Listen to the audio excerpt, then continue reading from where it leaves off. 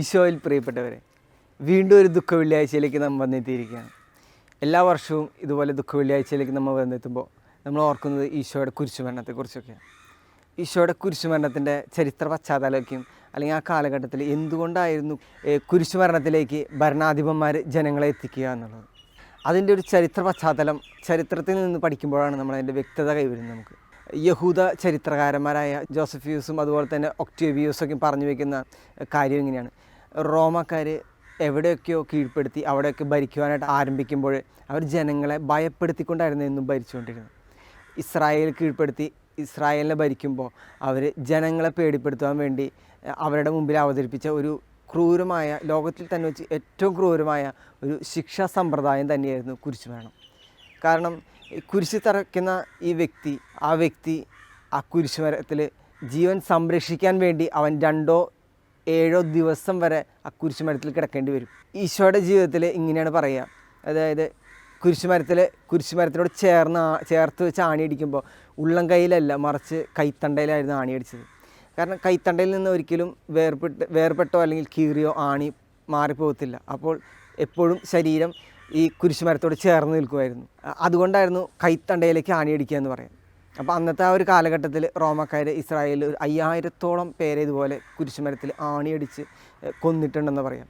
എന്നാൽ ഈശോയുടെ കാര്യത്തിലേക്ക് വരുമ്പോൾ അതൊരു ജുഡീഷ്യൽ മർഡറായിരുന്നു എന്നാണ് യഹൂദ ചരിത്രകാരന്മാർ പറഞ്ഞു വയ്ക്കുന്നത്. അതുപോലെ തന്നെ നമ്മൾ മനസ്സിലാക്കേണ്ട വേറൊരു വസ്തുതയുണ്ട്.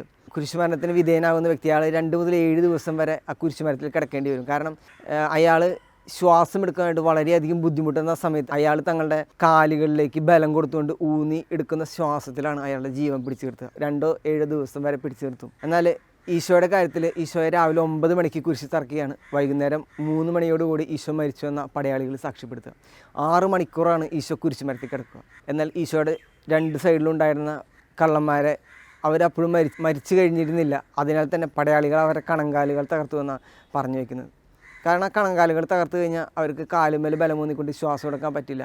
അവർ പെട്ടെന്ന് തന്നെ തങ്ങളുടെ ചങ്ക് പൊട്ടി ശ്വാസം കിട്ടാതെ മരിക്കും. അങ്ങനെ ഒരു ചരിത്ര പശ്ചാത്തലത്തിൽ നിന്നുകൊണ്ടായിരുന്നു ഈശോയുടെ കുരിശുമരണം നടക്കുക. എല്ലാ ദുഃഖ വെള്ളിയാഴ്ചകളിലും ഓരോ ഇടവകളിലും പലപ്പോഴും അനുസ്മരിക്കുന്ന ഒരു കാര്യമുണ്ട്. ഈശോയുടെ പീഡാസഹന അനുസ്മരണം ഒരു നാടകമായിട്ട് അവതരിപ്പിച്ചുകൊണ്ട് അങ്ങ് അസീസിയിൽ സെൻറ്റ് റൂഫീനോയുടെ ദേവാലയത്തിലും ഇതുപോലൊരു പീഡാസഹന നാടകം നടക്കുകയാണ് ക്രിസ്തുവിൻ്റെ. അപ്പോൾ നടീനടന്മാരൊക്കെ തകർത്തഭിനയിക്കുന്നുണ്ട്. ഈശോയായിട്ട് അഭിനയിക്കുന്ന വ്യക്തി ചുവന്ന ചായയൊക്കെയും കോരി ഒഴിച്ചുകൊണ്ട് കുരിശിനോട് ചേർന്ന് നിന്നുകൊണ്ട് വിലപിക്കുന്നുണ്ട്. ഏലി ഏലി ലാമ സബക്താനി എന്ന് പറഞ്ഞുകൊണ്ട്. കണ്ടു നിന്ന ജനങ്ങൾക്ക് കണ്ണീരടക്കാൻ കഴിഞ്ഞില്ലെന്ന് പറയാം. സ്ത്രീജനങ്ങളും കുട്ടികളൊക്കെ വാവിട്ട് കരയുന്നുണ്ട്. അതിൽ വാവിട്ട് കരഞ്ഞൊരു കുട്ടിയുടെ വീട്ടിലായിരുന്നു അന്നേ ദിവസം അത്താഴം ഒരുക്കിയത് ഈ നടീനടന്മാർക്ക്. എന്നാൽ ആ കുട്ടി ഈ നടീനടന്മാർക്കൊക്കെ അത്താഴം കഴിക്കുമ്പോൾ അവൻ അവിടേക്ക് കടന്നു വരുന്നുണ്ട്. അവൻ അമ്പരന്ന് പോകുന്നുണ്ട്. കാരണം ഈശോയായിട്ട് അഭിനയിച്ച വ്യക്തി അവിടെ ഇരുന്ന് ഭക്ഷണം കഴിക്കുമ്പോൾ ആ വ്യക്തിയുടെ അടുത്തേക്ക് ഈ കുട്ടി വന്നുകൊണ്ട് പറയുന്നൊരു കാര്യമുണ്ട്, താങ്കളെയല്ലേ ഇന്ന് അവരെ കുരിശിൽ തറച്ചതെന്ന്. അപ്പോൾ ആ നടൻ ആ കുട്ടിയുടെ മുഖത്ത് നോക്കി ചിരിക്കുകയാണ് ചെയ്യുന്നത്. എന്നാൽ ഈ കുട്ടിക്ക് തൻ്റെ സങ്കടം സഹിക്കാൻ വയ്യാതെ അവൻ തൻ്റെ കിടപ്പുമുറിയിലേക്ക് ഓടുന്നുണ്ട്. കിടപ്പുമുറിയിലുണ്ടായ ഈശോ ക്രൂശിയ രൂപത്തിൻ്റെ മുമ്പിലേക്ക് നോക്കിക്കൊണ്ട് അവൻ പറയുന്ന കാര്യങ്ങൾ എങ്ങനെയാണ്. ഈശോയെ ആർക്കും ക്രൂശിക്കപ്പെടുവാനായിട്ട് താല്പര്യമില്ല, എല്ലാവർക്കും അഭിനയിക്കാനാണ് താല്പര്യമെന്ന്. ഒരു ഏറ്റുപറച്ചിലൂടെ യൗവനത്തിൽ തൻ്റെ വീട് ഉപേക്ഷിച്ചുകൊണ്ട് ക്രൂശിയൻ്റെ സഹനമുറിപ്പാടുകളൊക്കെയും അന്വേഷിച്ചുകൊണ്ട് തെരുവിലൂടെ അലഞ്ഞു തിരിഞ്ഞ് ഈശോയുടെ പഞ്ചക്ഷരങ്ങൾ സ്വശരീരത്തിൽ ആവഹിച്ചുകൊണ്ട് മരണം വരിച്ച ആ വിശുദ്ധനെ തിരുസഭ വാഴ്ത്തുന്നത് എങ്ങനെയാണ്? 2-ാം ക്രിസ്തു, സെക്കൻഡ് ക്രൈസ്റ്റ്. എല്ലാ കപടമായ ആത്മീയ ആചാരങ്ങളോടും തർക്കിച്ചു നിന്ന അവൻ്റെ പേരാ അസീസിയിലെ വിശുദ്ധ ഫ്രാൻസിസ്. ഈ ഒരു കഥ പറഞ്ഞു വയ്ക്കുന്നതിൻ്റെ ഒരു വലിയൊരു കാര്യമുണ്ട്. എല്ലാവർക്കും അഭിനയിക്കാനാണ് താല്പര്യം, ക്രൂശിക്കപ്പെടുവാനായിട്ട് ആർക്കും താല്പര്യമില്ലെന്ന്. എൻ്റെയും നിങ്ങളുടെയും എല്ലാവരുടെയും ജീവിതങ്ങളിൽ കാണുന്ന ഒരു കാര്യം തന്നെയാണ് ഈ സഹനവും വേദനയും കഷ്ടതയും ദുഃഖവും മുറിപ്പാടൊക്കെ. ഇങ്ങനെ വരുന്ന ദുഃഖങ്ങളും വേദനകളും കഷ്ടപ്പാടുകളൊക്കെയും നമ്മൾ പലപ്പോഴും ഈശോയുടെ മുമ്പിലേക്ക് കൊണ്ട് ചെന്ന് പറയുന്നുണ്ട്, ഈശോയെ എനിക്ക് എന്തിനാ ഇത്ര അധികം കഷ്ടപ്പാടും വേദനയൊക്കെയും, എന്തുകൊണ്ടാണ് എനിക്ക് മാത്രം കഷ്ടപ്പാടും വേദനയും തരുന്നതെന്നൊക്കെ പറഞ്ഞുകൊണ്ട് നമ്മൾ പ്രാർത്ഥിക്കാനും വിലപിക്കാനൊക്കെ ശ്രമിക്കാറുണ്ട്. പക്ഷെ നമ്മൾ മനസ്സിലാക്കേണ്ട വസ്തുതയുണ്ട്. ചരിത്രം പറഞ്ഞു വയ്ക്കുന്നുണ്ട്. യഹൂദ ചരിത്രകാരനായ ജോസഫ്യൂസ് പറഞ്ഞു വയ്ക്കുന്ന കാര്യമുണ്ട്. ഈശോ ഏറ്റത് 5480 അടിയാണ് അവൻ്റെ സ്വശരീരത്തിൽ അവൻ ഏറ്റത്. അതുപോലെ തന്നെ 3 ഗാഗുൽത്തായുടെ വിരിമാറിൽ അവസാന ശ്വാസം നിലയ്ക്കുമ്പോഴും അവൻ നമുക്ക് വേണ്ടിയാണ് പ്രാർത്ഥിച്ചത്, അവൻ നമുക്ക് വേണ്ടിയാണ് മരിച്ചത്, അവൻ നമുക്ക് വേണ്ടിയാണ് മർദ്ദനമേറ്റതും അതുപോലെ രക്തം ചിന്തിയതും. അവസാന നിമിഷം പോലും തൻ്റെ അബ്ബായോട് തൻ്റെ പിതാവിനോട് ഈശോ തർക്കിച്ചിട്ടോ അതല്ലെങ്കിൽ വിഷമം പറയുകയോ ചെയ്യുന്നില്ല. അപ്പോഴും അവൻ പറഞ്ഞു വയ്ക്കുന്നത് ഇങ്ങനെയാണ്: പിതാവേ, ഇവർ ചെയ്യുന്നത് എന്തെന്ന് ഇവർ അറിയുന്നില്ല, ഇവരോട് ക്ഷമിക്കണമെന്ന്. അവസാനത്തുള്ളി രക്തം ചിന്തി മരിക്കുമ്പോഴും ഈശോ പ്രാർത്ഥിച്ചത് നമ്മുടെ രക്ഷയ്ക്ക് വേണ്ടിയാണെന്ന് തിരിച്ചറിവ് നമുക്കുണ്ടാവണം. അതൊക്കെ മനസ്സിലാക്കുമ്പോഴാണ് ഈശോ ഏറ്റ അടിയുടെ 4/1 പോലും നമ്മുടെ ജീവിതങ്ങളിൽ നമുക്ക് കിട്ടാതെ പോകുമ്പോൾ നമ്മുടെ സഹനങ്ങൾ നിസ്സാരമാണെന്ന് നമുക്ക് മനസ്സിലാക്കും. എന്തുകൊണ്ടാണ് എൻ്റെ ജീവിതത്തിൽ സഹനം എന്ന് നമുക്ക് ചോദിക്കാൻ അവകാശമുണ്ട്. നമ്മൾ മനസ്സിലാക്കണം എന്തുകൊണ്ടാണ്. ചില കാര്യങ്ങൾ മനസ്സിലാകുമ്പോൾ നമുക്ക് എന്തുകൊണ്ടാണ് നമ്മുടെ ജീവിതങ്ങളിലേക്ക് സഹനം കടന്നു വരുന്നത് മനസ്സിലാവും. സഹനത്തിലൂടെ നമ്മുടെ ജീവിതങ്ങൾ ശുദ്ധീകരിക്കപ്പെടുന്നുണ്ട്. വിശുദ്ധ ഇഗ്നേഷ്യസ് ലയോള മനസ്സിലാക്കുന്ന ഒരു വസ്തുതയുണ്ട്: ദൈവവചനത്തിൽ നിന്നും ലോകം മുഴുവൻ നേടിയാലും സ്വന്തം ആത്മാവിനെ നഷ്ടപ്പെടുത്തിയാൽ എനിക്കെന്ത് പ്രയോജനമെന്ന്. ഇഗ്നേഷ്യസ് ലയോളുടെ ആ ഒരു വിചിന്തനവും ആ ഒരു തിരിച്ചറിവൊക്കെയും അവൻ്റെ ജീവിതത്തിലേക്ക് ക്രിസ്തുവിനെ കൂടുതൽ അടുപ്പിക്കാനായിട്ട് സഹായിക്കുന്നുണ്ട്. നമ്മുടെ സഹനങ്ങളും പലപ്പോഴും നമ്മുടെ ജീവിതങ്ങളെ വിശുദ്ധീകരിച്ച് ഈശോയിലേക്ക് അടുപ്പിക്കുന്നുണ്ട്. അതുപോലെ തന്നെ സഹനങ്ങളുടെ സമയങ്ങളിൽ നമ്മൾ കൂടുതൽ ഈശോയിലേക്ക് അടുക്കുന്നുണ്ട്. വിശുദ്ധ അൽഫോൻസാമ്മയുടെ ജീവിതം തന്നെ അതിന് വലിയൊരു ഉദാഹരണമാണ്. സിസ്റ്റർ അൽഫോൻസ വിശുദ്ധ അൽഫോൻസ ആവുന്നത് ജീവിതത്തിലൂടെ തൻ്റെ സഹനങ്ങൾ സ്വീകരിച്ചുകൊണ്ട് കൂടുതൽ സഹനങ്ങൾ കർത്താവിനോട് ചോദിച്ചു വാങ്ങിക്കൊണ്ട് വിശുദ്ധീകരിക്കപ്പെട്ടൊക്കെയാണ് വിശുദ്ധിയായിട്ട് മാറുക. അതുപോലെ തന്നെ നമ്മൾ മനസ്സിലാക്കണം, സഹനമെന്ന് പറയുന്നത് ഒരു രക്ഷാകരം കൂടിയാണ്. ഫിലിപ്പി 1:29 പറയുന്നുണ്ട്: ക്രിസ്തുവിൽ വിശ്വസിക്കാൻ മാത്രമല്ല, ക്രിസ്തുവിനെ പ്രതി സഹിക്കാൻ കൂടിയാണ് വിശ്വാസിയുടെ വിളിയെന്ന്.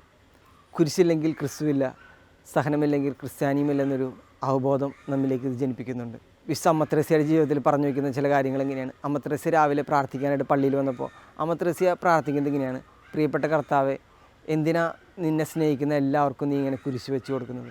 ഇങ്ങനെ കുരിശ് വെച്ച് കൊടുത്താൽ ഈശോയെ ആരാ നിന്നോട് കൂടെ ചേർന്നിരിക്കാനായിട്ട് ഉണ്ടാവുക എന്ന് പറഞ്ഞുകൊണ്ട് വൈകുന്നേരം അമ്മ ത്രേസ്യ പള്ളിയിൽ വന്ന് പ്രാർത്ഥിക്കുമ്പോൾ അമ്മ ത്രേസ്യ മനസ്സിലാക്കുന്ന ഒരു വസ്തുതയുണ്ട്. അതായത് ഈശോ കുരിശുകളാണ് വെച്ച് കൊടുക്കുന്നതെങ്കിലും ഈ മാനവകുലം ഇത്രയ്ക്കധികം നെഞ്ചോട് ചേർത്ത് വെച്ചൊരു വ്യക്തി ഈ ലോകത്തിൽ വേറെ ആരുമില്ലെന്ന് അമ്മ ത്രേസ്യ മനസ്സിലാക്കുന്നുണ്ട്. അതുകൊണ്ട് തന്നെ അമ്മ ത്രേസ്യ ഈശോയോട് പറയുന്നുണ്ട്: എൻ്റെ പ്രിയപ്പെട്ട ഈശോയെ, നിന്നെ എനിക്ക് അകമഴിഞ്ഞ് സ്നേഹിക്കാനായിട്ട് ഇനിയും എനിക്ക് സഹനങ്ങൾ എൻ്റെ ജീവിതത്തിലൂടെ അതിലൂടെ എനിക്ക് വിശുദ്ധീകരിക്കപ്പെടുവാനായിട്ട് എന്നെ അനുഗ്രഹിക്കണമെന്നൊക്കെ പ്രാർത്ഥിക്കുന്നുണ്ട്. പ്രിയപ്പെട്ടവരെ, നമ്മൾ മനസ്സിലാക്കണം, സഹനങ്ങൾ ഒരിക്കലും നമ്മളെ വേദനിപ്പിക്കാൻ വേണ്ടിയല്ല. അതിന് പുറകിൽ ദൈവത്തിന് വലിയൊരു ലക്ഷ്യമുണ്ട്. റോമ 8:28 പറയുന്നുണ്ടല്ലോ: ദൈവത്തെ സ്നേഹിക്കുന്നവർക്ക് അവിടുത്തെ പദ്ധതി അനുസരിച്ച് വിളിക്കപ്പെടുന്നവർക്ക് അവിടെ സകലവും നന്മയ്ക്കായിട്ട് പരിണമിപ്പിക്കുന്നു.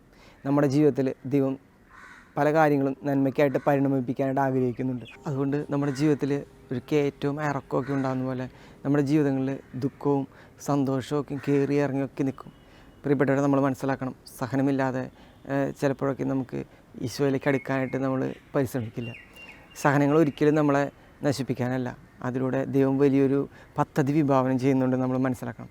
നമ്മൾ മനസ്സിലാക്കേണ്ട വസ്തുതയിൽ മറ്റൊന്നാണ്, നമ്മൾ ക്രിസ്തു രൂപപ്പെടണം. ഓരോ വർഷങ്ങളിലും ദുഃഖവെള്ളി കടന്നു വരുമ്പോൾ ഈശോയുടെ പീഡാനുഭവം നമ്മൾ സ്മരിക്കുന്നുണ്ട്, കുരിശുമരണം സ്മരിക്കുന്നുണ്ട്. ഈശോ നമ്മൾ രൂപപ്പെടുന്നുണ്ടോ എന്ന് നമ്മൾ സ്മരിക്കുന്നുണ്ടോ എന്ന് നമ്മളൊന്ന് ചിന്തിക്കണം. സഹനങ്ങളെക്കുറിച്ച് നമ്മൾ മനസ്സിലാക്കുന്നുണ്ടെങ്കിൽ ആ സഹനങ്ങളിലൂടെ ക്രിസ്തു നമ്മൾ രൂപപ്പെടണം. അവിടെയാണ് യഥാർത്ഥ ക്രിസ്തു ശിഷ്യൻ രൂപാന്തരം പ്രാപിക്കുക.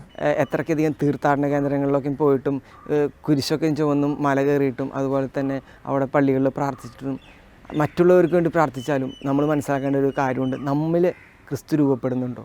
ആ രൂപപ്പെട്ട ക്രിസ്തുവിലൂടെ നമുക്ക് മറ്റുള്ളവരിലേക്ക് എന്തെങ്കിലും കൊടുക്കുവാനായിട്ട് സാധിക്കുന്നുണ്ടോ? ക്രിസ്തു പകുത്തു കൊടുത്ത അവൻ്റെ ജീവനാണ്, നമുക്ക് പകുത്തു കൊടുക്കാൻ പറ്റുന്ന നമ്മുടെ കയ്യിലുള്ളതാണ്.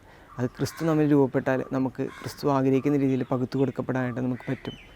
അതിനാൽ ഈശോയിൽ പ്രിയപ്പെട്ടവരെ, ഈ ദുഃഖ വെള്ളിയാഴ്ച നമുക്ക് മനസ്സിലാക്കാം, കുരിശുമരത്തിൽ മരിച്ച നമ്മുടെ പ്രിയപ്പെട്ട ഈശോയെ പോലെ നമ്മുടെ ജീവിതങ്ങളിലും അവൻ കാണിച്ചു തരുന്ന സഹനമരങ്ങളിലൂടെ കയറി ഇറങ്ങി രൂപാന്തരീകരണം പ്രാപിച്ചുകൊണ്ട് ഒരു വിശുദ്ധീകരണം നമ്മുടെ ജീവിതത്തിൽ നടക്കുവാൻ അവൻ ആഗ്രഹിക്കുന്നെങ്കിൽ അതിനോട് ചേർന്ന് നിന്നുകൊണ്ട് അവനെ മനസ്സിലാക്കിക്കൊണ്ട് അവനിലേക്ക് നമുക്ക് കൂടുതൽ ചേർന്ന് നിൽക്കാം.